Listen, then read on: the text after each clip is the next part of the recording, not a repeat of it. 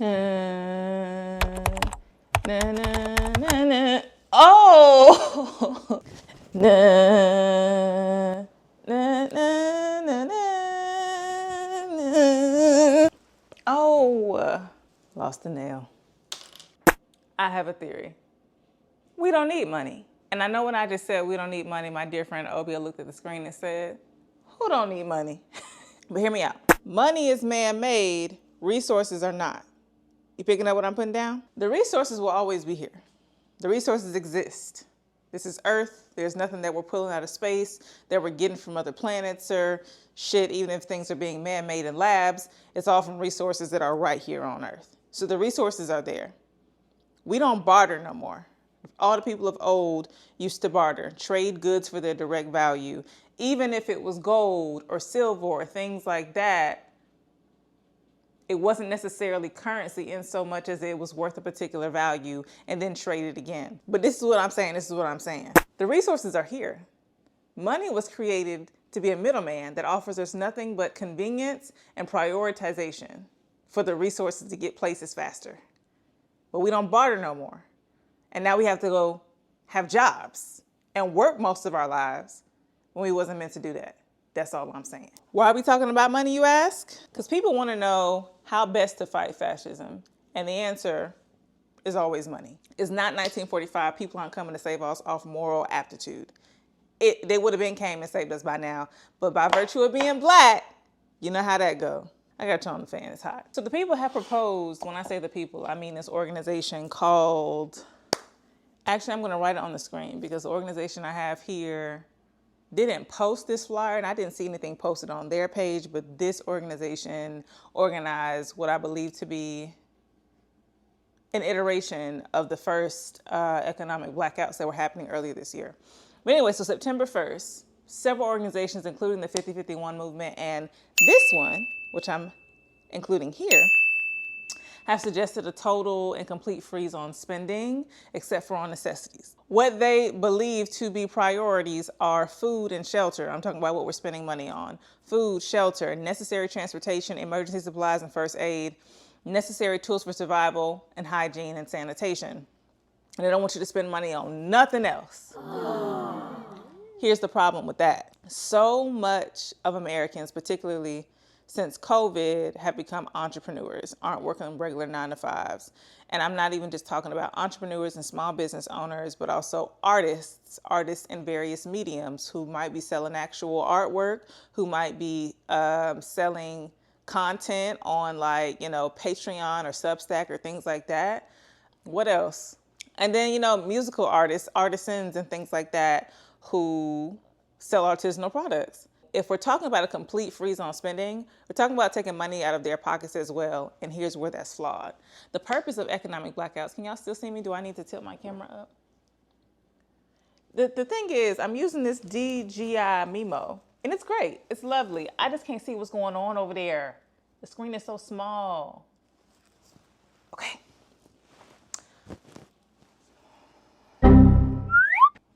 Damn.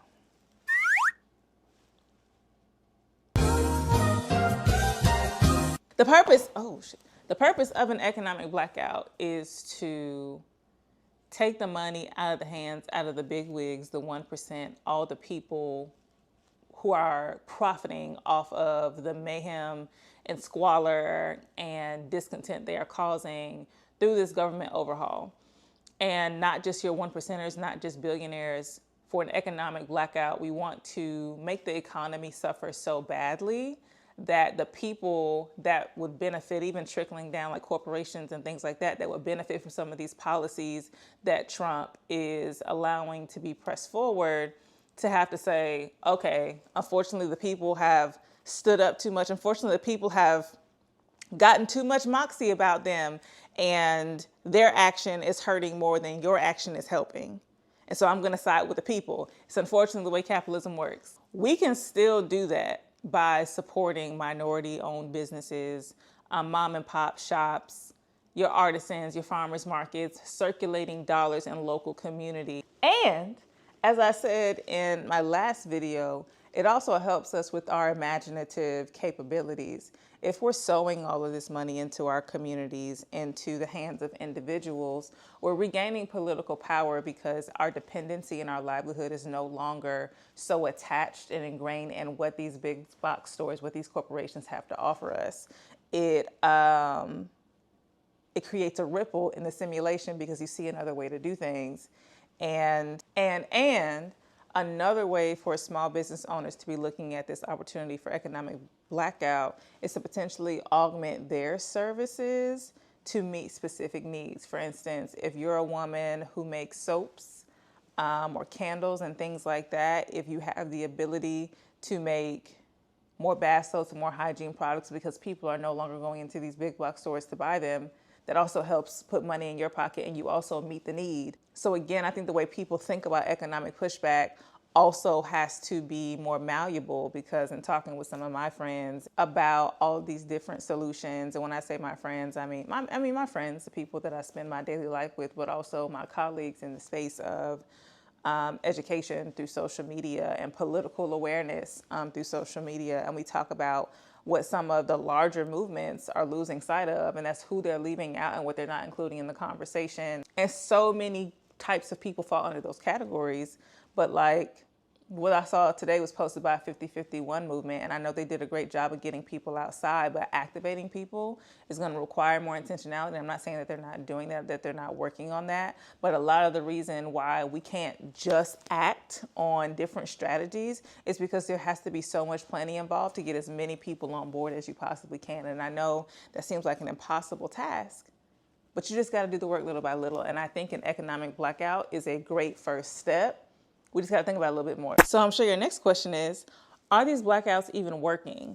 Like I said, the organizations that posted about the September 1st blackout, I'm not sure if they've been doing this or, who's the originator of this, because they use the same font as this particular situation that example that I'm about to share with you. But I did not see this organization or the founder in the collab post, and it was them and like 5 other organizations. But I think the one we're most familiar with is Target. I'm not going to speak about that yet, but I am going to speak about the People's Union USA and their blackout in February this year. They've had a couple of them since. The founder of this is questionable, so you take what he's got to say with a grain of salt. I didn't do too much research on his background because it's not relevant to the conversation, but just for the sake of making people aware, I am going to give a little bit of his background. The founder of this organization, the People's Union USA, is John Schwarz. He is a convicted SO. Just a little bit of a disclaimer. The only reason I included that detail is because I'm aware that my audience, because it is made up of primarily women, queer folk, and femmes, that it may also be comprised of victims of SA and DV. And so if they're going to take interest in something and go do research or want to be involved, they might want to be aware of that detail. That's it, and that's all. I realize to some it may be completely irrelevant, but that's the reason I put it in there. What his aim was with the People's Union USA is to unionize working class individuals across the United States to foster collective economic resistance. Cool, great. Now, when I did some research on whether that first blackout worked, it was inconclusive. And there's a lot of reasons for that. Number one, it was a 24-hour blackout, and so it was difficult to tell whether or not it worked because sometimes sales go through at different points in times as far as how they reflect on the books. And so we don't know actually if there was an ebb or flow or drop in things. When I was doing research, I saw him making videos saying things were working. Do with that what you will. The other thing is a day going to have a long-term impact? Not necessarily. However, even if it's happening a day at a time, what this sort of practice is doing for people is getting them in the habit of finding other alternatives. It's helping them exercise the muscle of economic pushback. If they're able to not spend somewhere for a day, seeing how that affects their lives, I do think people need to spend more than a day not spending money to actually get a practice of it. But it gives you the opportunity to do some research. It gives you the opportunity to see what local mom and pop shops are around you. And it also gives you the opportunity to feel like you're doing something and like grow your appetite for that. So if anything, in my opinion, these one-day economic blackouts are useful in that they're allowing people to feel like they're doing something and stretching a muscle that we're ultimately going to need to stretch in the very near future. Now, potentially the most notable economic blackout that's happened this year is what Black people have been doing with Target since Target wanted to just drop their DEI practices. And it's so layered. It's so layered. And I might hit you with an unpopular opinion right now. I ain't been shopping at Target. I'm down. I'm just saying what I'm about to say is an unpopular opinion. Target been riding with the Blacks for some time. Not always, but for some time. I forget how many years ago, it might have been around 20, where this particular woman entered Target in an executive role and really like drudged up the DEI movement from the ground up and got us to where we are today with Target being such a recognizably Black-friendly institution. Yeah. They did show us a couple years ago that they'd be willing to capitulate to whomever when they got rid of their queer stuff for Pride. We was like, Target, what's the beef? Now, here's where the unpopular opinion comes in. I know they quit us immediately when Trump was posturing about removing DEI from federal agencies and stuff and didn't even, he can't make public companies do anything about DEI, but he said all these proclamations. He said he was signing all these executive orders. Target was like, cool, then Black people. That's what they said in theory when they said they'll drop their DEI programming. Now, their CEO, that I think she recently stepped down, Caroline Wanga, I saw an interview of her talking about the fact that unfortunately, I'm not going to quote her exact words, but I just get the concept of what she was saying because I agree in theory, but she said it is the practice, not the label, that matters the most. And what she said is that Target was not changing any of its practices necessarily around its support of Black businesses and the products that were in the store. Here's my thing. I do agree the practice is what's most important. And I do think people forget that when we advocate for these DEI programs, the end isn't the diversity, equity, and inclusion program. The end is diversity, equity, and inclusion, period, right? And so my first thought, given that that is my philosophy surrounding these things, yeah, we can boycott Target. That's great. If that's what we want to do as a community, great. Another avenue I don't think we consider as much is to force the end that we want. And I felt that we could potentially do that by engaging in targeted consumerism within Target to focus all of our dollars on the Black products and thus forcing Target to commit to these products and making them a staple in the store just as much as you might see a Threshold or any other there are certain Target brands, but they would be ubiquitous in Target because of the supply and demand, thus eliminating a need for diversity, equity, and inclusion. You get what I'm saying? So while I think boycotting Target itself is a commendable strategy, and I'm going to engage in it because I understand that that's what the community is prepared to do and what makes sense to a lot of communities, sometimes I do think that we forget that the end goal is to create an equitable society and structure to where these things simply exist and we don't need favoritism. And I know that's going to sound crazy coming out of my mouth, but I also feel like it's important for us to recognize that we are not, in fact, looking for handouts. We are demanding equitable shifts and change, but we also have to be ready to accept when that change has come. I'm not saying it has. I'm not saying we've reached that, and I'm gonna fight tooth and nail until my dying days, because I don't think that we'll reach it in my lifetime. That's not what I'm saying either. But yeah, that's my unpopular opinion. Don't hate me. Dang, not me losing the base in my second YouTube video. That's crazy. Now back to the story. Whew. Long story short, Jamal Bryant M down in New Birth was telling everybody not to shop at Target. So many people done stopped shopping at Target. And it's crazy because I just moved to an apartment that is directly next to a Target. And I was living a good life for the couple of months that I was in here, putting in my little order, driving to the drive up and just having to throw my stuff in the trunk there. And I stopped. But a lot of Black people still go to Target. Still, with that being said, there has been a significant and sizable impact on Target's. There has been a significant what? There has been a significant and sizable impact on Target's stock, on its numbers. We see the CEO is stepping down, even though that's just posturing because he's still going to be on the board and his homeboy going to take his place. So not really much is going to change. But Target has had to make a lot of even superficial changes because of the impact to its brand. Yeah. Let's look up right quick what the actual numbers are. How did boycott impact Target? Goodness gracious, I say. Market value loss. Target's market value plummeted by approximately $12.4 billion in late February. Woo! With the stock's price falling significantly on the day of the nationwide with its stock price failing significantly on the day the nationwide boycott began. My God, today. Sales and foot traffic. Slowdown in store traffic and contributed to sales declined. Though analysts note that Target's operational issues and other factors also contribute to the overall sales slump. And like I was just saying, brand trust declined. The boycott highlighted a rupture in brand trust and consumer loyalty. And that's the thing we want. We got to have the vocabulary we need if we're going to be making demands. We want consumer loyalty, especially among Black and Hispanic shoppers who felt alienated by the rollback of the company's diversity issues. Duh. So we know the CEO changed. Brian Cornell is leaving. He's not leaving, though, until February 2026. There's been a strategic reset. The company is now focused on resetting its image and strategy to address the backlash from DEI rollback. How about just reinstating it? How about just saying, my bad? Because that's what we're asking for. And I hate to do this.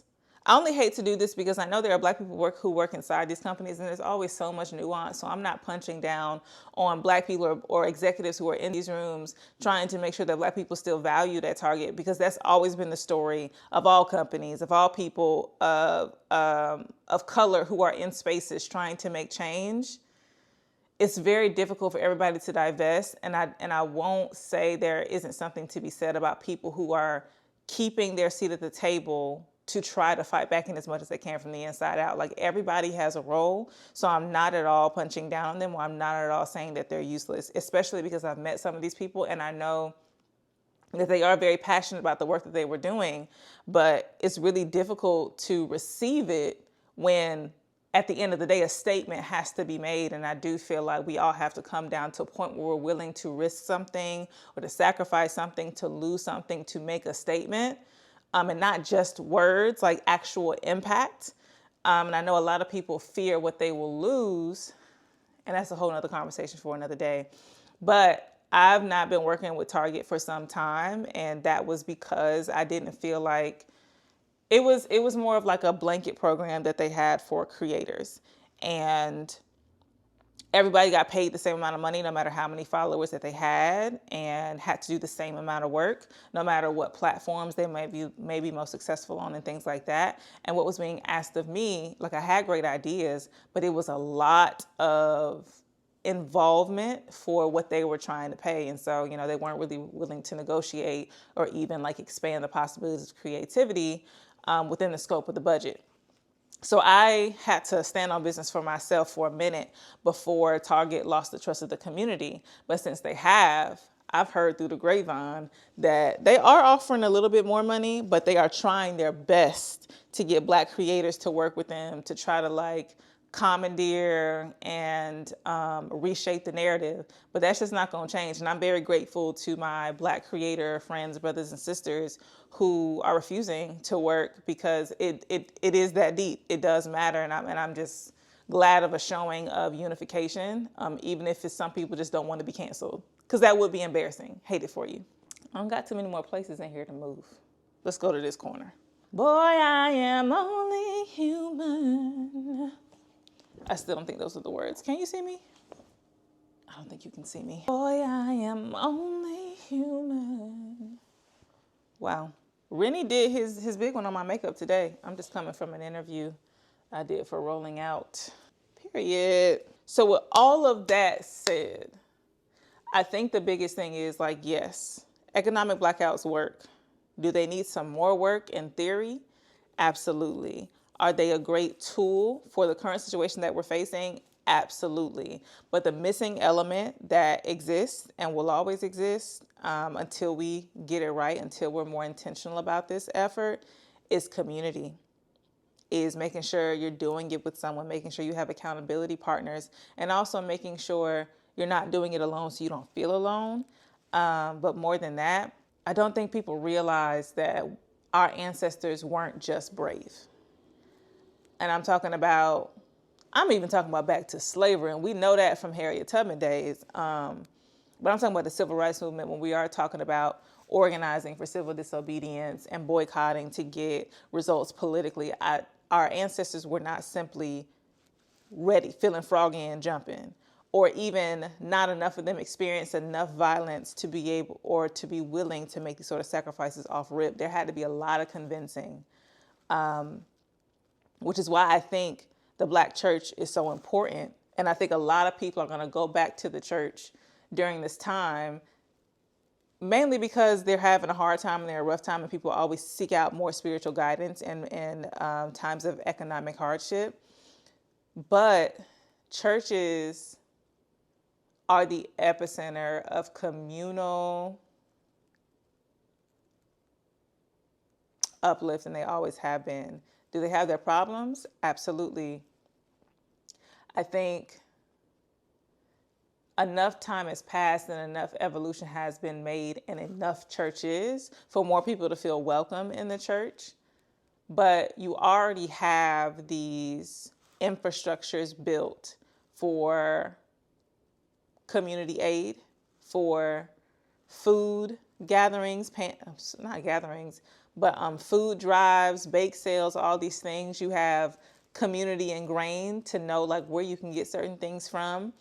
I know several people who trust the deacons of their church to provide a particular service for them. We know who's going to be good on cooking a chicken, who can do the greens, who can do the things like that.